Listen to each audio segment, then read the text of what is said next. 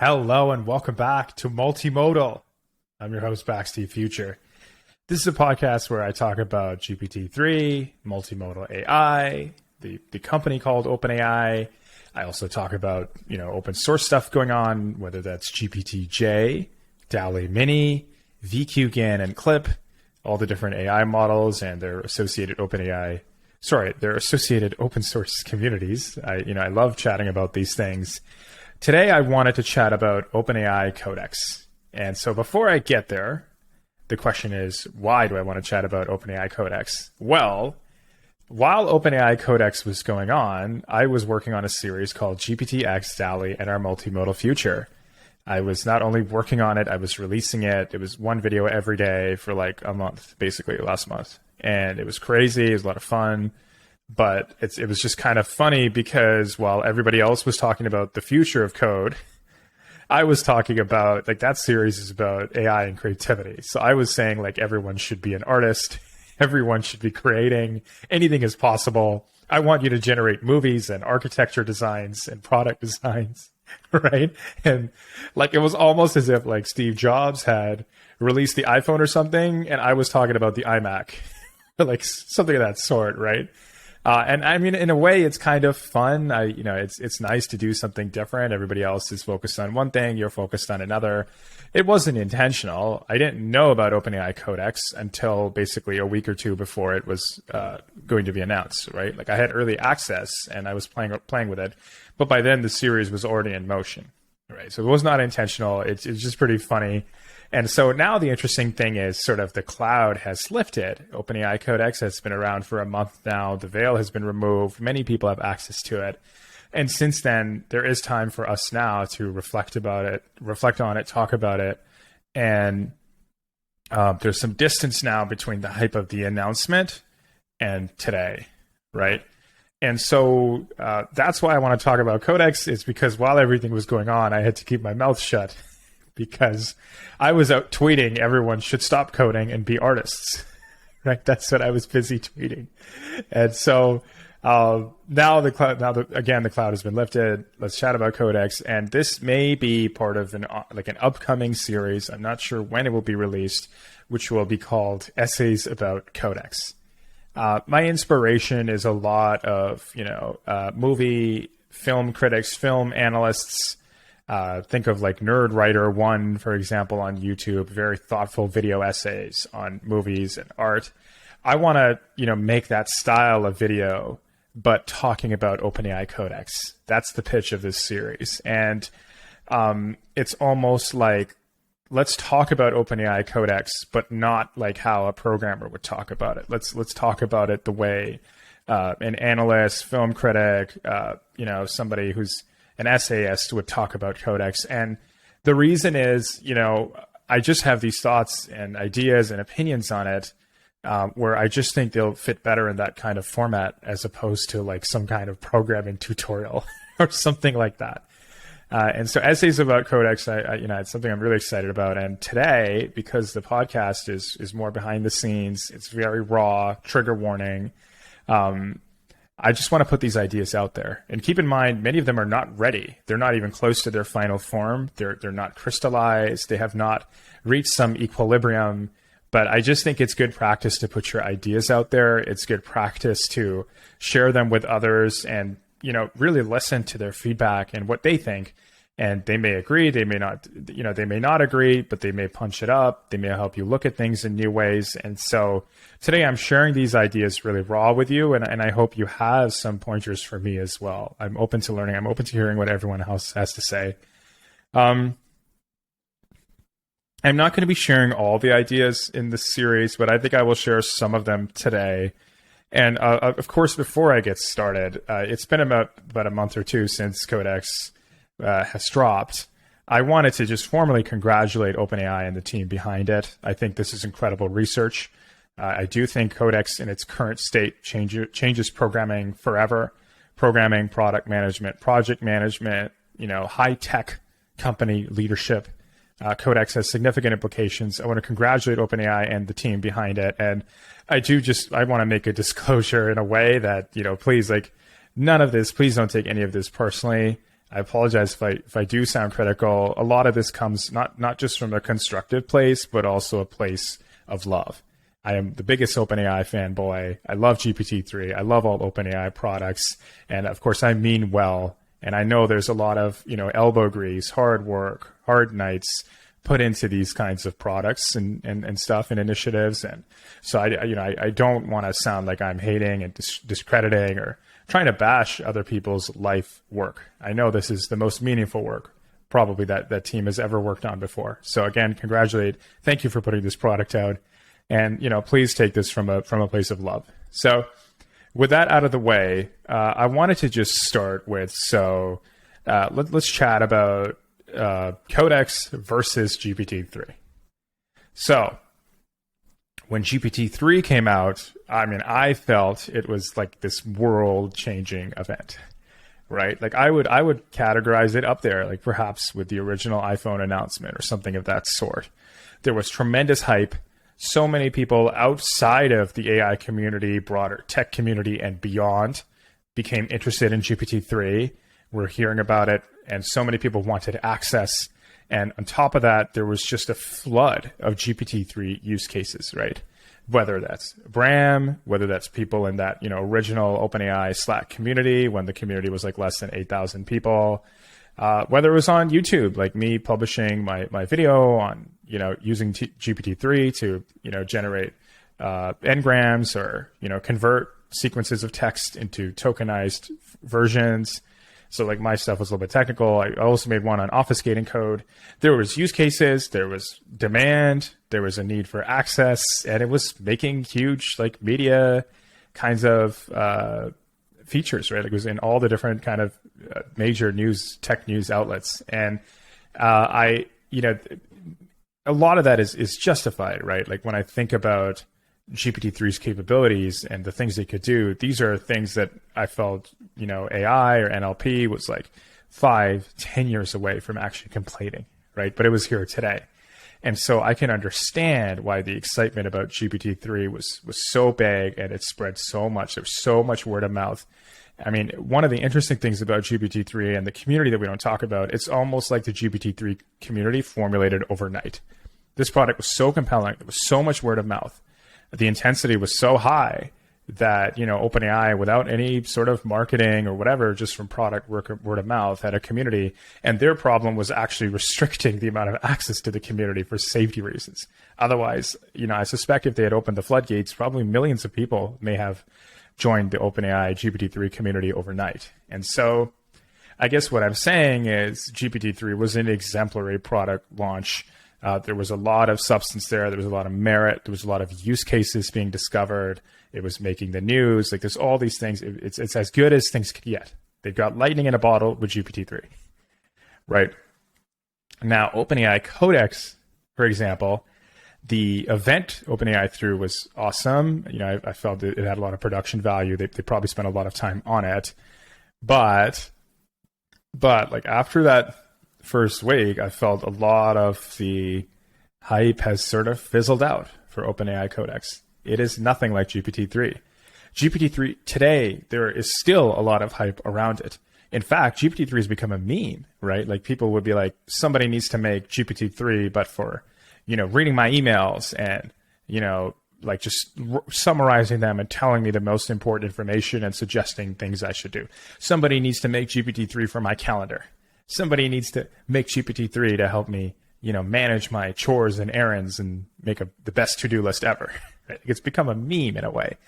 Whereas OpenAI Codex, like it's almost like those first week or two was, it felt like a lot of that same GPT-3 level hype and demand, but it kind of fizzled out, right? And not a lot of people have reached out to me with questions about Codex, asking me how to get access to Codex, the kinds of things they used to do when it comes to GPT-3. And so why is there, at least in my view, some fizzling out of OpenAI Codex compared to GPT-3?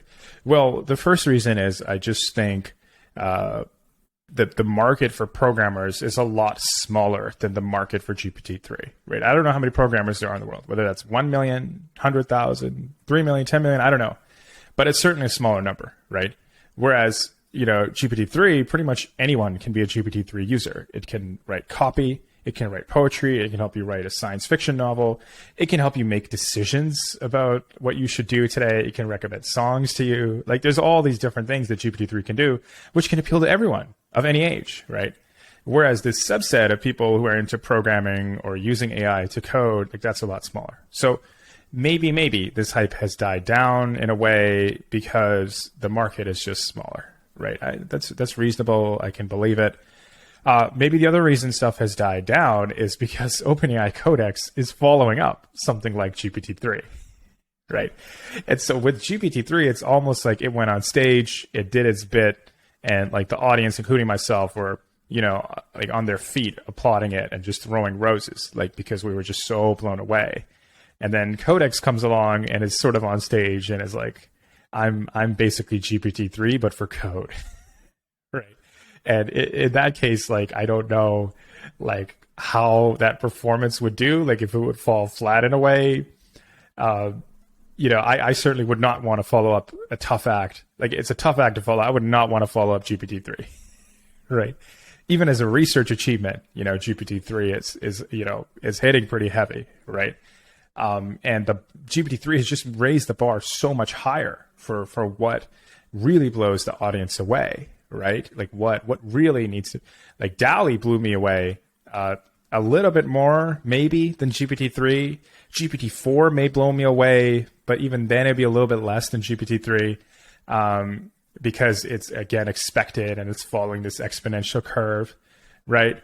But Codex, I'm not sure, right? Because we already in a way knew that GPT-3 could write code, right? We had all these demonstrations, right? And so it's a tough act to follow. And the point before that, I was basically saying the market is a lot smaller, and it's not universal like GPT-3. Codex is specifically, it's by programmers for programmers, right? And the amount of people in the world who can relate to that is a lot smaller, right? But I think the third reason, what I would classify as a big reason, probably the main reason, is simply the use cases. So there was something about GPT-3, all the use cases that people were discovering, and we still don't know all the things it can do, right? That's what sort of, we saw that it could do these use cases. It demonstrated to us that AI is really growing and is becoming more capable every day. And it was just good marketing, right? And it also brought people into the fold. When we saw GPT-3 could write poems, that brought a lot of poets into the GPT-3 world, right? Codex, where are the use cases, right? I'm sure there are some that exist. I've come across a few, but it's nothing like sort of the heyday of GPT-3 use cases, right? It's nothing like what I remember. And I thought we'd see similar kinds of behavior, or at least I hoped for that. And so I think the important question for OpenAI Codex as a product, if I was a product manager, is where are the OpenAI Codex use cases? Right. And maybe there's some sort of connection between what I view as the lack of OpenAI Codex use cases with the product feature set. Right. And I have some reasons why I think there aren't as many OpenAI Codex use cases. So the thing with OpenAI Codex is it can write code really well, much better than GPT-3, but it's not writing your entire program. It writes snippets of your program. Right. And so I guess my problem with OpenAI Codex, at least in my view, there aren't many use cases in my life where I need snippets of code written for me. There just aren't. I spent some time actually brainstorming, sort of giving the benefit of the doubt for this kind of thing. I thought maybe with Blender, which is a 3D animation program, it supports Python, that it would be cool, right? Like I could, have OpenAI Codex write some Blender Python code for me, and then I don't have to draw that stuff in the UI, or maybe I can automate some stuff. I mean, that's cool. I didn't get around to doing it. I think I saw somebody had tried it, but it sort of ends there, right? And I just I think the best use case for OpenAI Codex, right, is GitHub Copilot, right? And I love GitHub Copilot. Genuinely, like I I've said this before on the podcast. If they told me GitHub Copilot is now going to be $20 a month, $40 a month, even up to 50, I will pay. I'll pay for GitHub Copilot. Just the idea that it's inside of VS Code, it's an extension, it saves me a lot of typing. I think in the past I've said anywhere to 10, 20% of my keystrokes typing it saves. That's really valuable. I don't have to look as much stuff up on Stack Overflow. That's really valuable. Even when I'm using an API, I don't need to read the documentation. I can sort of get GitHub Copilot to sort of generate what the document, like generate how to use an API. Like that's really valuable. So there's significant time savings. But I'm saying when it comes to use cases, the times I need snippets of code written, it's inside of VS Code, so I almost feel like in a way, OpenAI Codex has given away the best use case for OpenAI Codex. They gave it to GitHub, and they made GitHub Copilot, right? And I'm not saying there aren't any OpenAI Codex use cases. I hope people will discover them and prove me wrong, but I haven't seen too many up to this point. Nothing like GPT-3, and even I often struggle with coming up with them, if I'm being honest. And a lot of the stuff that we've seen, we've already found GPT-3 can also do, right? Like OpenAI Codex can write basic, the code architecture in PyTorch or something for a neural network. We already knew GPT-3 can do that. OpenAI Codex can write good React code. We already knew GPT-3 could do that. Maybe not as good, but we knew he could do that. OpenAI Codex can write SQL statements, which is really handy for data scientists. So could GPT-3, right? And likewise, we knew OpenAI Codex could generate, charts with JavaScript libraries. So could GPT-3. So I'm sure OpenAI Codex does it better. I'm sure it has greater command over these things. But at the same time, in terms of marketability, so what? We've already seen this before. I think people demand more right nowadays, because we've seen GPT-3, that bar is so much higher, right? And so anyways, I think there is a use case problem, and it's such a narrow kind of use case. When do you need snippets of code written, truly? And I think if you keep this in mind, the snippets of code, I think the larger question is, who is the audience? Who's the target market for OpenAI Codex? I'm a programmer. I do that for a living. Sometimes I don't feel that it's a product necessarily for me, right? And it's just, again, like I feel like GitHub Copilot is a product for me, but as for Codex, I'm not sure. And that's not to say, obviously, OpenAI Codex could, blow my socks off next year. Apparently, don't quote me on this. Maybe I heard like Sam Altman, like CEO of OpenAI, said something like that the next version is going to be even beyond what you see today. Like not even, it's going to blow your mind away kind of thing, right? But I guess what I'm just saying is this use case stuff really affects the marketability, which affects the virality. It affects the sort of the diversity in the community, and also just the universality of OpenAI Codex. It is not a universal product, whereas GPT-3 is. And I also think too, like there's something about the UI for OpenAI Codex. It's basically the GPT-3 playground. It's the same thing with line numbers on the left, but there's just something about it. I've had trouble narrowing down why. I think I need to spend more time and actually try to pinpoint why is the UI so painful. It's very tedious, and I think the nature of your work with OpenAI Codex is radically different than the nature of your work with GPT-3, and so maybe their playgrounds need to be different. But there's something about the UI, it's not as usable, I don't enjoy using it, and also it's just not as fun, right? With GPT-3, you simply don't know what it could say. You don't know. You don't know what it could do. Right? With OpenAI Codex, I also have this problem where I feel like it's been fine-tuned, so it's just a lot more boring, right?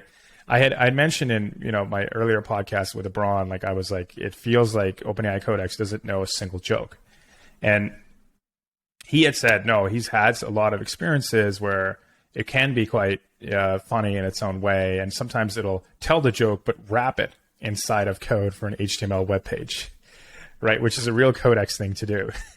But there's just something about Codex, like it's inside the playground, and the way you interact with it is not really a prompt. Like you're sort of fitting a prompt inside of a single line or multi-line comment, right?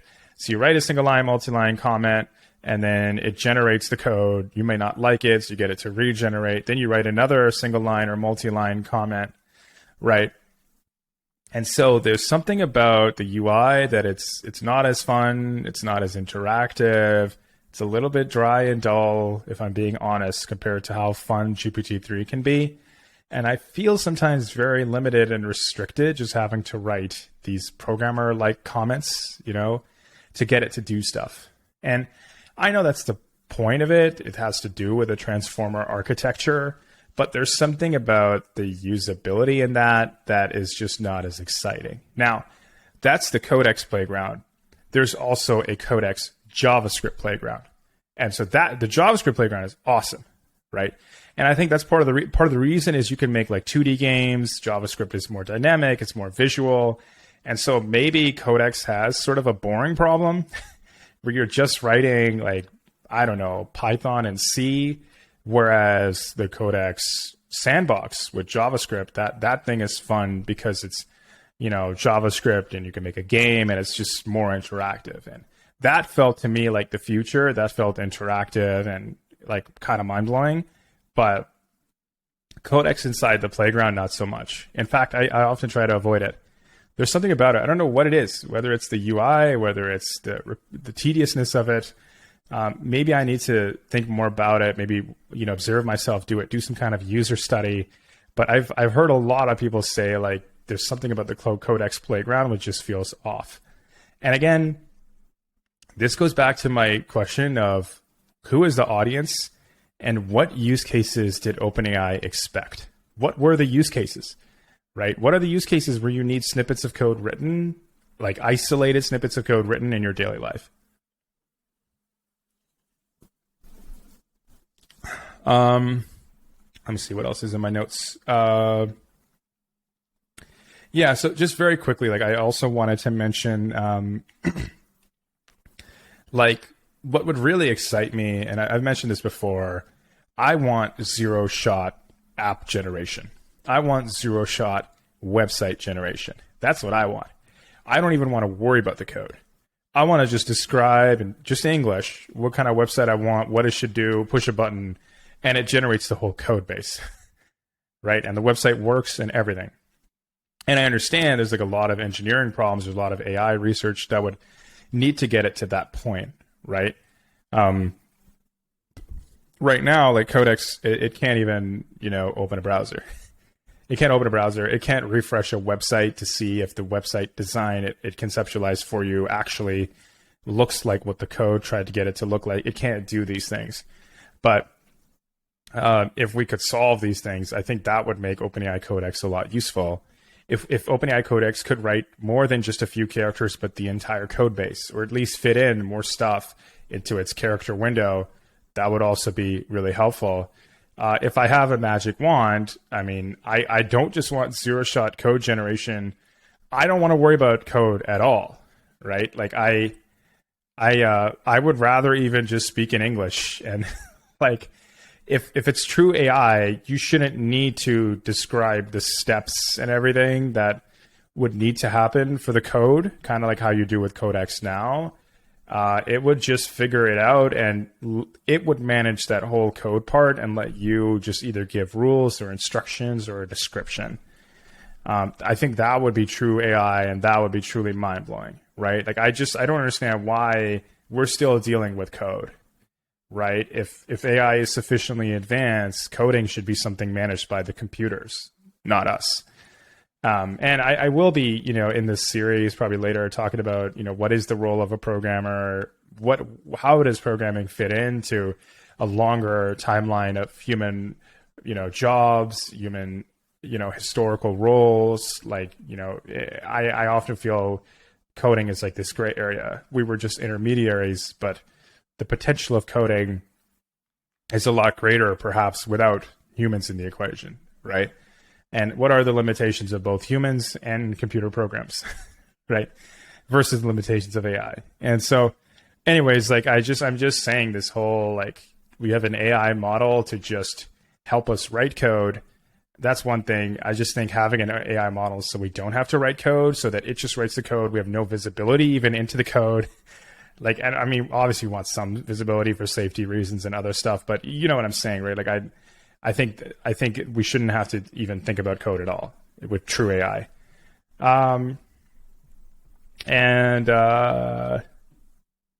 Let's see. Altogether, like, I love GitHub Copilot. I'm still going to try to play around with OpenAI Codex. I think it's following a tough product like GPT-3 on stage, which just dropped the mic and crushed everything. I think the playground needs work. There's something with the UI there. And I hope they start addressing some of these underlying engineering challenges, like character limits, which I mentioned. I'm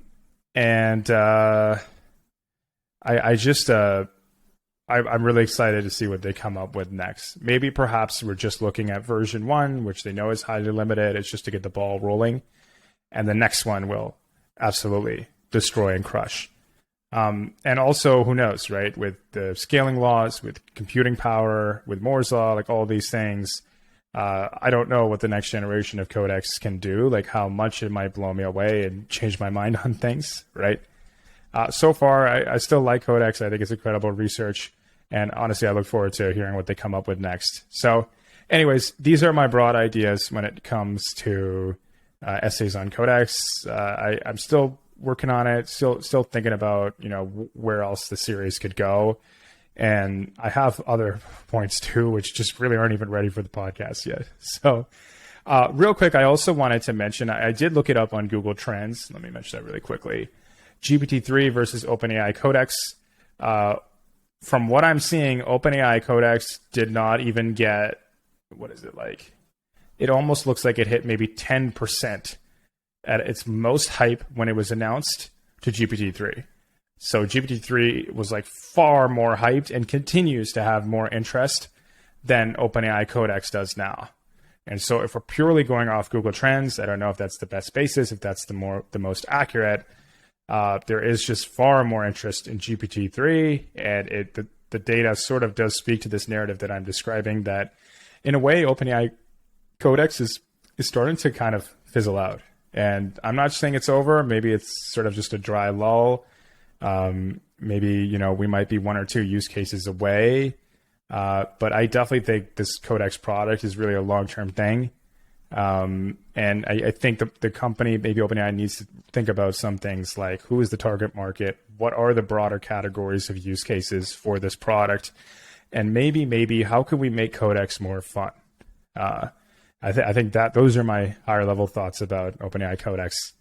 Anyways, that's it for today's episode. Thank you so much for listening. Multimodal by bakztfuture is available on Apple Podcasts, Google Podcasts, Spotify, Stitcher. I use Pocket Casts, you name it. It's everywhere. Make sure you have notifications on so you get notified every time a new episode drops. Make sure you add it to your queue. Like as soon as it downloads, set it to auto download. Make sure when it downloads, it shows up at the top of the queue so you can listen right away. I have a newsletter, bakztfuture.substack.com.